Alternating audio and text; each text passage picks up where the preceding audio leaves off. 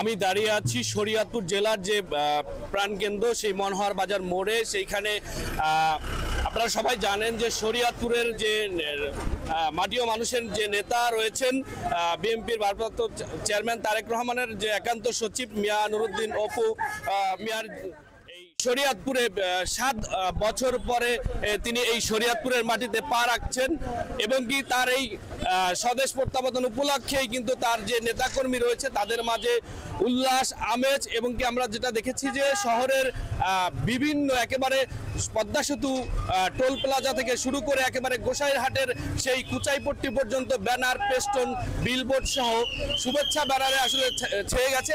আমরা যতটুকু জানি যে তিনি 2018 সালে জাতীয় একাদশ সংসদ নির্বাচনে বিএনপির মনোনীত প্রার্থী ধানের শীষ প্রতীক নিয়েই শরীয়তপুর 3 আসনে প্রার্থী হয়েছিলেন এবং সেই সময় তিনি 24শে ডিসেম্বর যিনি দাসের জঙ্গল বাজারে প্রচারণার কাজে যখন বের হয়েছিলেন, দাসের জঙ্গল বাজারে বের হওয়ার পরেই কিন্তু আওয়ামী লীগ সমর্থিত নাঈম রাজ্জাকের যে সমর্থকরা রয়েছে সেই সমর্থকরা তারা আসলে হামলা করেছিল। তখন গুরুতর অবস্থা হওয়ার কারণে এয়ার অ্যাম্বুলেন্সের মাধ্যমে তাকে ঢাকা ইউনাইটেড হাসপাতালে উন্নত চিকিৎসার জন্য নেওয়া হয়, কিন্তু তৎকালীন সময় সরকার 4 জানুয়ারি ইউনাইটেড হাসপাতাল থেকে তাকে আসলে গ্রেপ্তার করে জেল হাজতে প্রেরণ করে। এরপরে তিনি দীর্ঘদিন 5 বছর 7 মাস তিনি আসলে কারাবাস করেন এবং কি জুলাই গণঅভ্যুত্থানের পরেই তিনি 6 আগস্ট জামিনে মুক্ত পেয়েছেন। এই জামিনে মুক্ত পাওয়ার পরে তিনি তার জন্মভূমি শরীয়তপুরে এখনো আসেননি।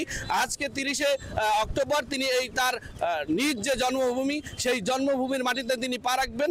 এই পা রাখাকে কেন্দ্র করেই আসলে এই যে নেতাকর্মীদের মাঝে যে উল্লাস আমেজ আনন্দ, আসলে আমি এখন কথা বলবো শরীয়তপুর জেলার যুবদলের সাবেক সভাপতি জনাব আরিফুজ্জামান মোল্লা। আপনাকে ভোরের দর্পণে স্বাগতম। আসসালামু আলাইকুম। আপনার এই যে আমরা জানি যে আপনি জেলা যুবদলের একজন ত্যাগী নেতা ছিলেন, এখনো আছেন, দীর্ঘদিনের ছিলেন, তো আজকে আপনাদের প্রিয় যে নেতা আসছেন মিয়া নুরুদ্দিন অপু, আসলে এই অনুভূতিটা কিরকম দেখছেন?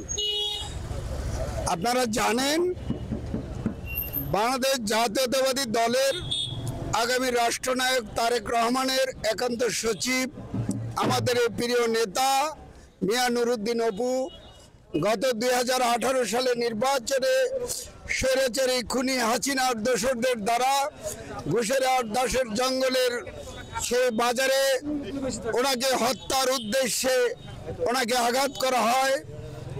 ওনাকে মুমূর্ষ অবস্থায় তাৎক্ষণিক এয়ার অ্যাম্বুলেন্স এসে ওনাকে ইউনাইটেড হাসপাতালে ভর্তি করেন। ভর্তি অবস্থায় ওনাকে গ্রেপ্তার করেন এই খুনি স্বৈরাচারী শেখ হাসিনা। মাদারীপুর জেলা যুবদলের সাধারণ সম্পাদক, আমরা একটু তার সাথে কথা বলবো যে আপনারা আজকে এই শরীয়তপুরে কেন আসছেন? আসলে বিসমিল্লাহির রহমানির রহিম।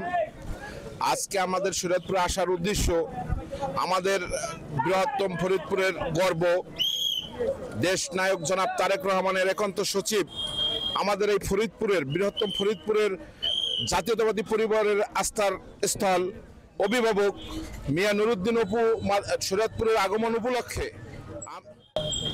2018 সালে যে আহত হয়েছিল নির্বাচন করতে এসে, তার আগমন উপলক্ষে আমরা জাতীয়তাবাদী পরিবার তাকে স্বাগতম জানানোর জন্য সমস্ত কাজ কর্মকে উপেক্ষা করে তাকে স্বাগতম জানানোর জন্য আমরা আজকে এই শরীয়তপুরের মাটিতে এসেছি এবং আমরা জাতীয়তাবাদী যুবদল সদল বলে তাকে সাধুবাদ অভিনন্দন জানানোর জন্য শরীয়তপুরের মাটিতে আগমন করেছি। ইনশাআল্লাহ তাকে সুন্দরভাবে এই শরীয়তপুরের মাটিতে অভিনন্দন জানাবো।